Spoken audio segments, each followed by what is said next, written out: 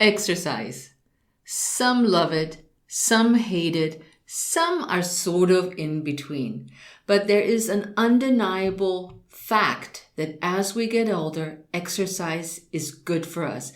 And we need to lose the preconceived notions that were told to us by a former trainer, a spouse, a neighbor, the social media, that we are aging, that we're getting older, and that we can't do certain exercises anymore. And some even say, well, I earned the right to sit on the couch after all those years of working. Hi, I'm Heike Yates, and I'm the host of the Pursue Your Spark podcast. So glad you're here to join me for today's episode, where we talk all about picking up some weights, and especially my guest talks about the idea that she loved to pick up heavy weights for as long as she can remember.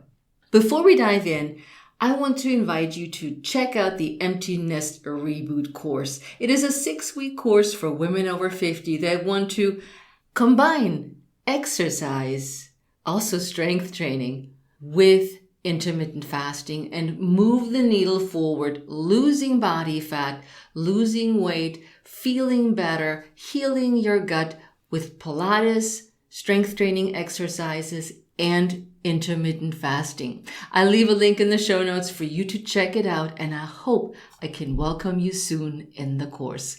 So without further ado, let's talk about lifting heavy things. I'm Heike Yates, a fitness and nutrition coach with 30 years of experience. I empower empty nester moms over 50 to take back their health and strength to feel vibrant in their second half of life. Right now, you're joined by thousands of empty nester moms around the world who stop dimming their light and instead ignite their spark. On this podcast, I do what I do best, taking complicated information about fitness, nutrition, and mindset strategies and breaking it down into baby steps that are simple, actionable, and reliable so you can implement them into your life. I regularly interview some of the most inspiring guests who share their honest stories on how they went from their worst to their best in life, so that you know you're not alone in your struggles. Join me as we redefine what aging looks and feels like by taking action and saying, yes, I can. This is the Pursue Your Spark podcast. Well, hi everyone, and welcome to another guest interview on the Pursue Your Spark podcast. Today's guest is Joni Grant, a competitive powerlifter, personal trainer, and movement specialist. But she wasn't always strong and fit, but quite the opposite. She discovered resistance training at the age of 58 and fell in love with it. Joni loves feeling strong, and that journey translated into writing her first book, Train to Age. Joni says, "Who knew that picking up heavy things would lead me to leave IT, become a trainer, and write a book?" Welcome to the show, Joni. Thank you very much for having me. Listen, what are you most passionate about? I'm most passionate about education. I'm most passionate about all the things I discovered that no one told me about. You know, everybody said you pick up heavy things, you get strong. Nobody said it's good for your brain, it's good for your heart, you're going to have better balance, your mobility will be better, your endurance. Nobody told me that. In fact, most people said, oh no, don't do that, not at your age. You're too old for that, right? Right, you're too old for that. You're going to get hurt. Very true. Now, when you grew up, what was your childhood like? What was your family like? Were there people of exercisers focusing on healthy meals? So describe for the listener what that might have been like where you grew up. Okay, well, I was an only child, and my dad had a stroke at 30. So there was no physical, my mother was, the last generation didn't work out. She just didn't. My dad couldn't. And she was a Southern cook. So I had lots of biscuits and gravy and beans and cornbread. And I was always a big girl, always a big girl. I'd go up. I mean, I've literally lost 100 pounds 3 times now. I would go up and then I'd go down. So fitness was nowhere in my life as a child, a teen, or even as an adult female. Mm-hmm. So you said you lost 100 pounds at least 3 times. Take me through like one of the scenarios. What happened? I was a senior in high school. I was going to college in June. I was about 200 pounds, and I was literally terrified of going to college fat. So instead, I went to college tiny, cute, and totally unprepared for all the attention you get when you're tiny and cute. So, it was, and I kept it off for a lot of years. I went to 100, I stayed up at about 125. And then I got married, got divorced, and put it on again. Yeah. Yeah. I just always curious when I read about your story, because I grew up in a mini small town in Germany, where there was the only exercise was that you go out and you play, you run around with the farmers, and that was the exercise. There were no gym hours, and there was no gym, there was no exercise equipment. And my parents would always say, just go out and, get your bike and do something with your friends, whatever do something meant, whether biking or just sitting around and whatever. But I know that from my own experience, I used to be obese until the age of 12. And so I was curious when you said, I went up and down, what was going through your mind and saying, okay, and I get it. I was like, okay, I want to lose weight so I fit in. And then you say, oh my goodness, look at me. I'm gorgeous. Not like you weren't gorgeous before. Right. So did you make a mind shift there when you realized that could be a repeating pattern? I think not really. And I'll tell you why I'm saying that. I lost about 100 pounds when I started powerlifting, but I didn't lose it to suit anybody else or to be anybody else. I lost it to fit into a weight bracket. I wanted to be in the 147 and under. Mm-hmm. And it mattered to me, not to anybody else. And I think it's probably the healthiest weight loss I've had, because it was just for me. And it wasn't for looks. The weight bracket above and below mine had women who already had records, and I wanted a state and national record, and I got it, which probably sounds silly, but for me, that was a good, healthy reason to lose weight. I enjoyed it, and I was getting strong the whole time, and it was a very positive experience. Yeah, that is true of how we go about, if our goal is to lose weight, how we go about losing that weight, and what goes through our mind losing weight. Like you said, is it to please the kids at college and to make myself feel better? Because there's really nothing I should feel better about, because I'm great to begin with, but that's what I'm thinking. Right. Or is it because I want to go into a weight category, which can backfire sometimes too. But I want to know, how did you get into powerlifting? It's 2014, late 2014, and a friend invited me to a CrossFit class. Mm-hmm. So I took the CrossFit class. I was about 240, so I was terrified. The class I thought was awful. I couldn't do anything, but we did some deadlifts, and I just fell in love. So I didn't intend to go back to the CrossFit class, but I started trying to find a trainer who would teach me how to lift.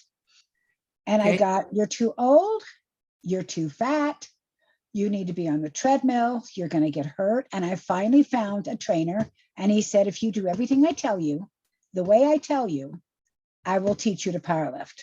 Mm-hmm. And I mean, we started up front, we didn't touch a bar for like 4 months. He got me back there, and this was February of 2015, and I did my first, the Illinois State Fair has a little powerlifting meet. I did that meet in August. of 2015. And it's why in my book I say you have to find what you love, because when you find it, you don't mind putting the hours in or the time or the work, or, I don't always like working out, but I pretty much most of the time do. So that kind of just happened.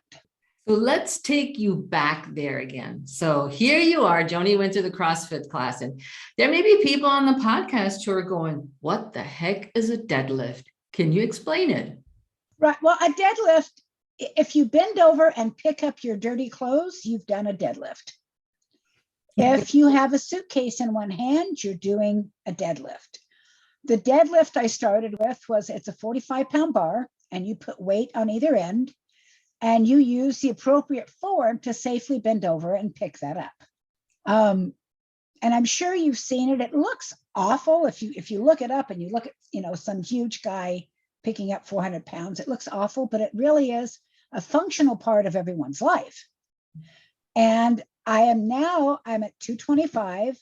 And every once in a while, I just test to make sure I'm still at 225. My goal is just to stay there as I get older. Mm-hmm. So it really is everything you do in your life. When you pick up something off the floor, you're doing some kind of deadlift. Good. So people that have no idea about gyms or weights, because sometimes we assume that anybody who's listening to a fitness, nutrition, mindset podcast knows all these things. And I think there's a lot of people out there who just say, sure, I have no idea what she's talking about, but I'm not going to admit it, what that is. So Joni now picks up her suitcase or her basket full of laundry and she does a deadlift, but she adds a little bit more weight to it. Then she says, I want to be a power lifter. What is the difference between somebody who goes to the gym or at home lifts weights, the dumbbells or some bars, to somebody who's a power lifter, and to somebody maybe that's a bodybuilder? I think that's the main categories.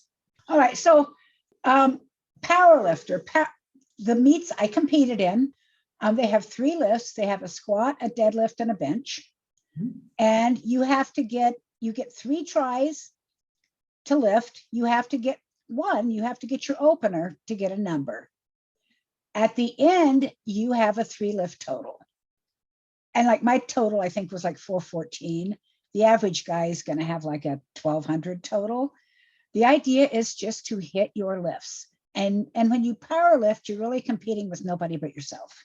So it's a lot of weight. You want to push as much weight as you can. You do. But in my case, at my age, I had some fairly light goals, 100-pound bench. I wanted a 150-pound back squat and a 225-pound deadlift. Mm-hmm. So you kind of have reasonable goals for you. I see people that are competing now that are older than me, and they have maybe less modest goals. Maybe they just want to squat the bar. It doesn't matter. For me, it was just the competition. It was challenging myself, and it was being able to talk to people, because people will walk up and go, how old are you? And I'd say, I'm 64. Oh, really? My grandma can't do that. And I'll be like, yeah, your grandma could if she wanted to. She may not want to. So bodybuilding is different. Bodybuilding is about how you look. And so you work on building muscle and nice, big, thick legs and, a washboard ab. None of that's ever really been my goal.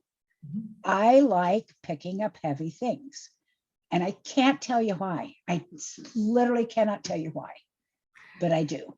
It's everybody has their own preference. When I got into strength training, and when you think of somebody, like I said, if somebody that goes to the gym and lifts weights, that's usually a smaller amount of weights. And listen, guys, don't be scared by the numbers that Joni is talking about. It's a lot of weight when you have not prepared the right way. And we'll talk about this a little bit more. And like she said, for 4 months, she didn't even, as we call it, hit the weights. Yeah. Do weights. She did other things, which she'll tell us in a minute. But when you think about the goals, I used to be a bodybuilder in my 30s. So I know how to put on mass, create a physique that is large and very rippled. Powerlifting has none of that. Right. if you're somebody who works out at the gym, you may be, your heaviest workout may be 2 or 3 pound weights, some bands, a ball, totally different goals. Joni wants to pick up heavy things. If you want to pick up heavy things, then you need to go Joni's route. So, so she gets the gym, and I can only feel you around this. You're too old. You're going to hurt yourself. No, don't do that. You never could do that. And when you encounter this and you finally found that person, what did you do for those 4 months? We started up front with the machines and dumbbells. Mm-hmm. And after a couple months, we moved to the plate loaded machines. After a couple months, we finally got to touch the barbell, but we kind of progressed, and he was a bodybuilder. So he insisted I know what muscle I was working and why I was doing it. And I was willing to do just about, I'll do anything you tell me. I'll be here however many days you tell me. I want to learn to deadlift. And I did, but we started up front and nothing was heavy to start. Just to give you an example, I couldn't squat. I squatted. I was so slow and so afraid that I would fall over. He finally just shook his head and said, it's okay to go a little faster. Really, you're not going to fall. And I couldn't lunge, literally did not have the balance to lunge. I was your very typical out of shape, overweight, crazy old lady, but I wanted it. And I think that's the answer. Mm-hmm. You have to really want it. And I put up with people taking the bar away from me. No, you really don't want to pick that up. Really? Oh, wow. I put up with friends who said you're going to look like a man. Yeah. No man's ever going to want you if you can pick up more than they can. But I didn't care because I wanted to do this. Mm-hmm. Mm-hmm. I agree. And I think it also comes down to, like I was talking in one of my episodes about how to hire a professional fitness coach, somebody who helps you with your goals. You have to really find the right person who nurtures your goals and stops you when they think that's too much or that's too fast, or that's, like you said, for somebody who doesn't know what a squat is basically sitting down in a chair. Yeah. A lunge is basically picking something off the floor with both knees bent in a split stance. Yep. So you need balance for things like that. And a bench press doesn't quite qualify, but throwing up your grandkids in the air. Pushing something away from you. There you go. And these are all functional things we do in life. And Joni just does them a little heavier, but she is training for it. She's preparing for it. And she has guidance in how to go about it and not injure herself to do that. Now, I looked at the numbers online on your competition, and I don't know how to read powerlifting numbers. I was like, okay, I have no idea. I could talk about it, but I don't know what they mean. When you are talking about weight categories, are powerlifters categories divided into competition weight and not age, or how does that work? No, it's age and sex and body weight. Okay. So I was at the time masters women, 60 to 64. And at that one, I've been in the 147 and below bracket, and I've been in the 167 and below bracket. So you really are competing with people your size and your age. So you're not suddenly ending up with a 20-year-old competing next to you. No, not at all. No, when you look at what your goals are, I think this is like my bodybuilding thing was an audacious goal. I'm a Ironman triathlete now, and people are looking at us like, yeah, look at those two. Sure enough, but it can be done, because I feel about triathlons as passionate as you about powerlifting. Now, thinking of how would you go about to find the thing that you love doing, like you found picking up heavy things? You have to, well, let me start here first. What I see it at the gym a lot is people come in and they think, I need to get fit, so I'm going to do the machines. And they do it for a month and they go home and they say, well, I'm not doing that anymore. And they're done. Their fitness life is over. You have to figure out what you love, or you have to love your results. One or the other. Mhm. You may not love what you're doing, but you really like the fact that you feel good and your balance is good and you can climb stairs. Mhm. And for a lot of my clients, you can get up from a chair. So you have to, it's got to be trial and error. You've got to be willing to try new things, and you've got to be willing to give it time. And then you've got to be willing to let it go if it's not working for you. Yep.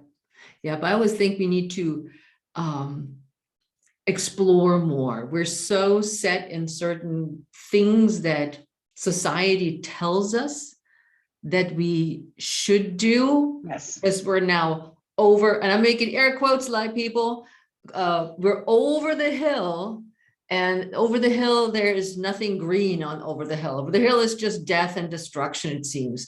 But that's not true, right, Joni? Absolutely not. It is not true. And over the hill is going to be whatever you make it. You have to get older. You're chronic, chronologically, every year you get a year older. Your biological age is your weight and your fitness and your muscle. You can train for all the things you're losing, and it doesn't have, this is simple, it's not complicated. Mm-hmm. And feel good well into your 80s.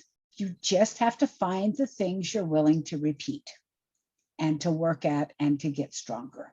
Mm-hmm. So I have one of the favorite things of all my clients is deadlifting, because first they know they shouldn't, right? They've been told they're women and they shouldn't. And we have a light bar. We have, 25 pounds. There's not a client I have, and they go up into the mid 80s that can't pick up 65 pounds. Bravo. Safely, repeatedly. Sometimes we even bring family in to watch, because there are so much you can do, but you have to believe you can do it, and then you have to find out what you love. Yeah. I get a little carried away, sorry. No. I feel very passionate about this too. And I remember I've been a coach for 35 years now. And I remember way in the beginning when I was getting into strength training, I was at the checkout line at the local grocery store, and I had bought a 2-gallon carton of milk. And I just grabbed it with one hand and moved it over. And the lady behind me was in awe. Yeah. She said, "Oh my God, how do you do that? I can't even lift it with both of my arms." And this, to me, I can feel that we're feeling the same way about it. Age is really just a number. Yes, we're getting older. Our joints deteriorate. Our skin gets flabbier. We get more wrinkles, and we are losing muscle mass. But there is a way to keep as much as possible and even grow muscle mass Yes. as we get older. So it's not all wasting away because of sarcopenia. No, there is a way. And Joni's example with powerlifting is a brilliant example that you can pick up heavy things. Absolutely. And you don't have to lose bone mass. Most of my clients are maintaining or increasing bone mass. You don't have to get slower. You can do very safe exercises with speed to be fast enough to get your foot in front of you if you trip. You don't have to be stiff. All you have to do is move all your joints every day. Mm-hmm. So there's so many ways we are losing as we age, and there's lots of ways to counteract those losses, but you have to understand what's happening to your body. Mm-hmm. Mm-hmm. Very Which true. is kind of why I wrote the book. There you go. This is your here, hello. Now, you also had a health scare with cancer. Do you want to share more about that? Well, I was diagnosed with, it's been a long couple years. I've been diagnosed with microscopic colitis, and, the COVID shutdown. And it's been about a year now. I was diagnosed with breast cancer. So I've not worked out a lot in the last year between the biopsies and then the surgeries. I had to have 2. They didn't get it the first time. So I had 2 surgeries 18 days apart. And then the radiation. So I was done with all that, I think the first or second week in September. Okay. So you had to stop lifting. I mean, it's definitely once you were diagnosed with breast cancer, and I work with breast cancer survivors primarily through Pilates in my studio. how did that affect everything else around you? How did that affect your mindset? Did it set you back and now need to be more cautious? Now I can't challenge myself. No, I didn't have that. I didn't have that. I have this thing we wear at the gym. It's called a MyZone, and you have to get 1,300 points, exercise points every month. And the whole time post surgery, post with radio, I got my points. That was like, okay, if I can just exercise, I think it's 150 minutes a week. Mm-hmm. And keep my points, I will walk through this and be able to move forward. So I was frightened, it's cancer and you have to just wrap your mind around that. But it was also stage 1. Mm-hmm. And I was very lucky, but I used getting those points every month as like, okay, I'm still here.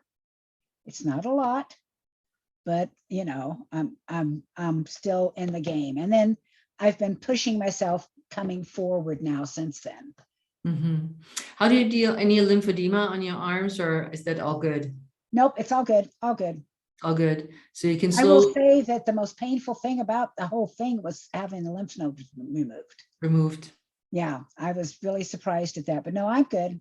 Okay, because oftentimes, or well, not oftentimes, every time I talk to one of my breast cancer survivors, the doctors always say, do not lift more than 3 pounds of weights. It's no matter what stage they are. And I'm like, okay, you need to listen to your doctor, but you also need to know about the procedures, and you also need to know what you actually can do without injuring yourself. Yes. Yep. And so that is a big impact in that lifestyle. And I'm so glad that you're better. Yeah, I was never, my surgeon said that no woman should ever pick up, I forget the number, but it was really like 10 pounds, more than 10 pounds. She should just walk. And I said, I love you. You're a great surgeon, but I have to disagree.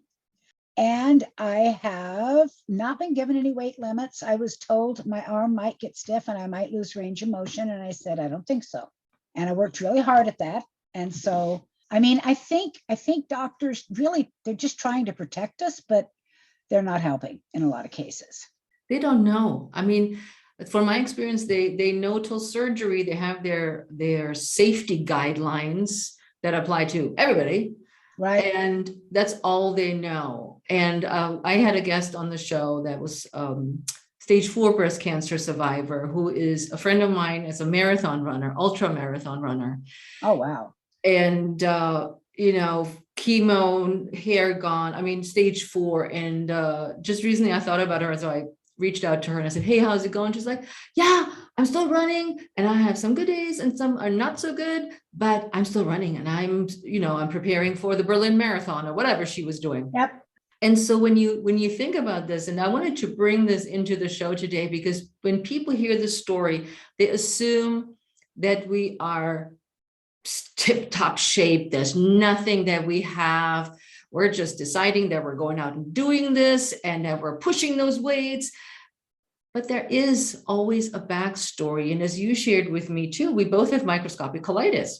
Now that affects how we train. And when we go, I don't know where yours is, but when I go through a bout of diarrhea, I'm like, I have to pipe down my training. I have to make sure that I finally get nutrients that are going to be absorbed in my stomach. How is yours? I have, when I first was diagnosed, it was really out of control and he wanted me to take some pills. And I was like, no, if I have to live with this, I need to learn how to manage it. And trial and error, you learn really quick what you can and can't eat. We started with the brat diet with the bread and the toast and the bananas and rice and added things. And now I know pretty much what I can eat and what I can't. And when I get really too excited about salads and greens. Mm-hmm. When I get a little carried away there, my body tells me and I have to back off. And I have to make sure I can still train, but I have to be close to the bathroom. Mm-hmm. But I'm in pretty good shape now, as long as I just do what I know I have to do. Yep. So learning, just like with the powerlifting, learning what works for you, learning how you manage little setbacks or even big setbacks, like the cancer is a big setback. Microscopic colitis is something that we both will never lose. It will be always be with us, but we're learning, like you said, we're learning how to deal with it. We're learning what works for us. And this is so good to hear, because like I said, so many people think we're like super women, and I was like, look at the two of them. They're like, no, we have our little things going on too. Yeah, I have, from this breast cancer, and then I threw my back out being stupid. It was my fault. I do kettlebells now, and I like to do rotational kettlebells, and I zigged when I should have zagged. So I keep, at our age, we have setbacks. That's part of the game. They don't matter. What matters is, do you keep going forward?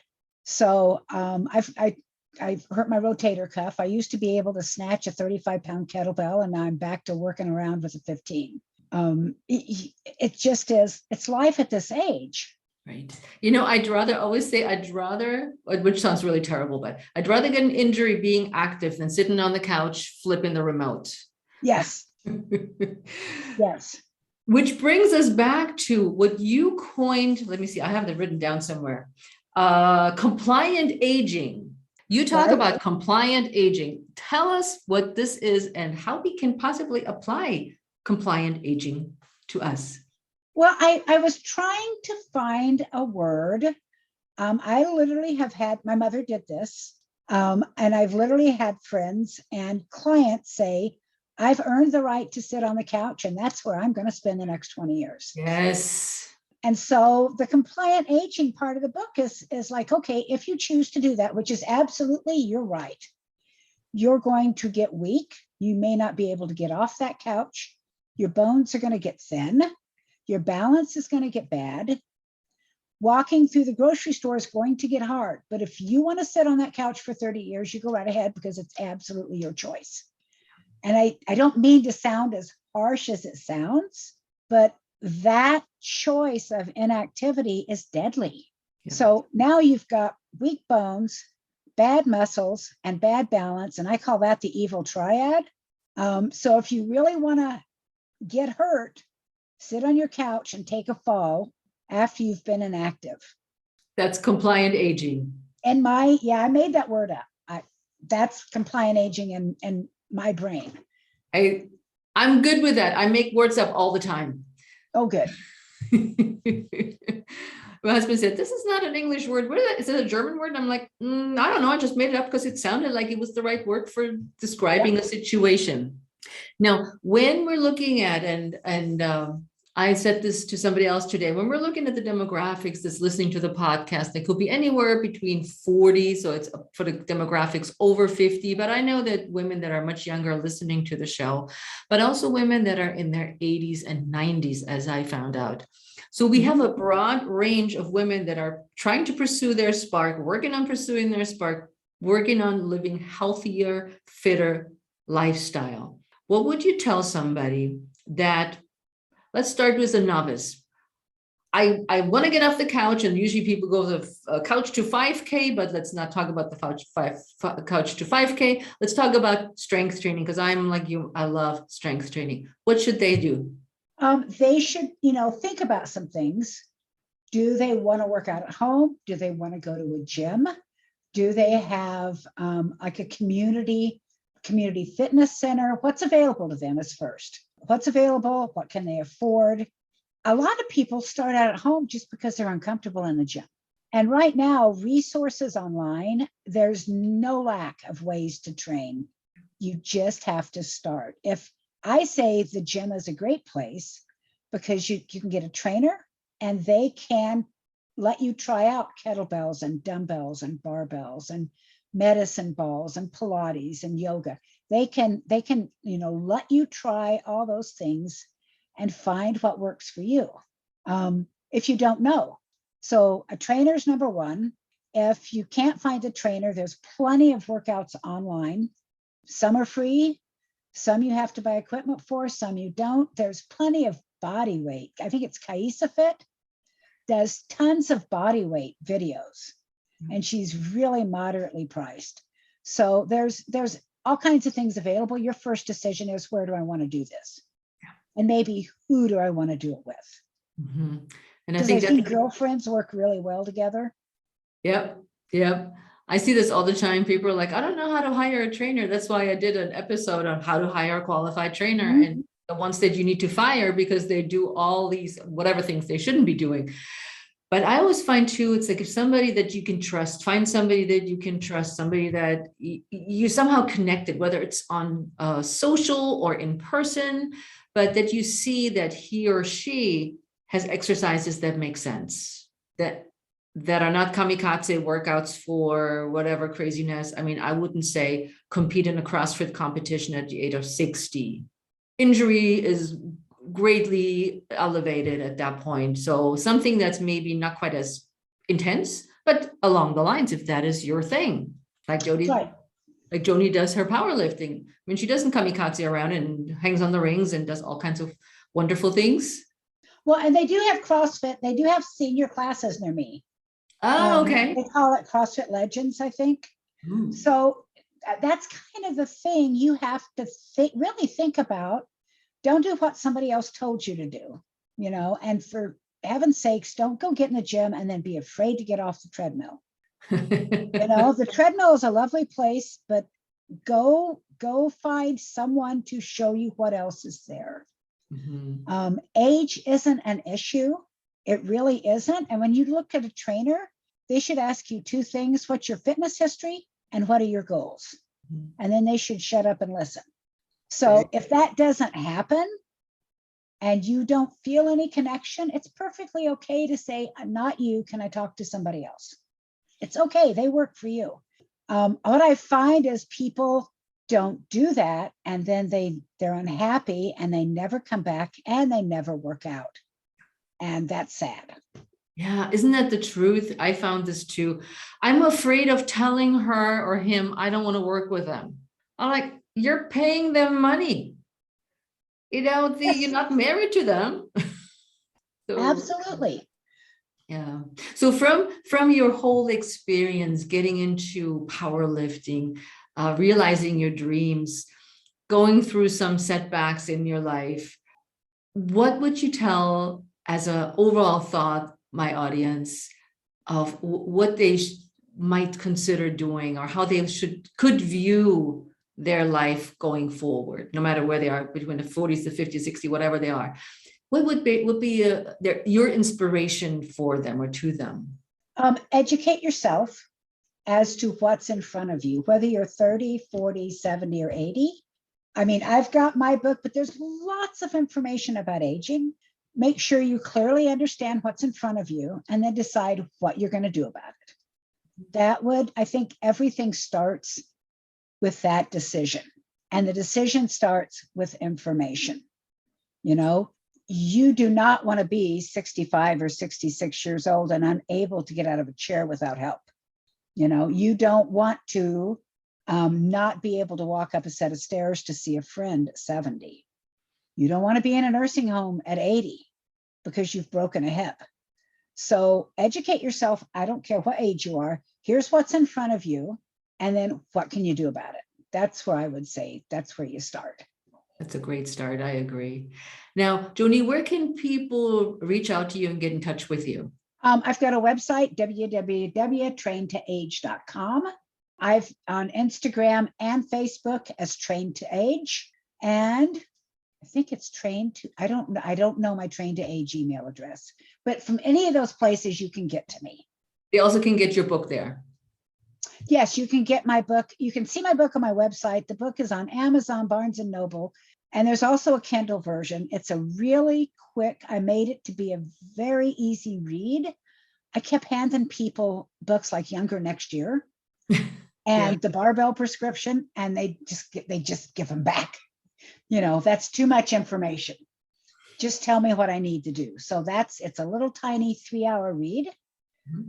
Chocked full of ways to figure out how you want to go forward with exercise. This is great. Yeah, because I think now that we live longer, we also need to take better care of our body. And with the obesity epidemic that we have here in the States, it's it's such an obligation for us to continue educate people on the health benefits and hopefully get through to, okay, you need to move, you need to eat better, you need to pick up heavy things if that's your thing, but don't be afraid of weights. And Absolutely not.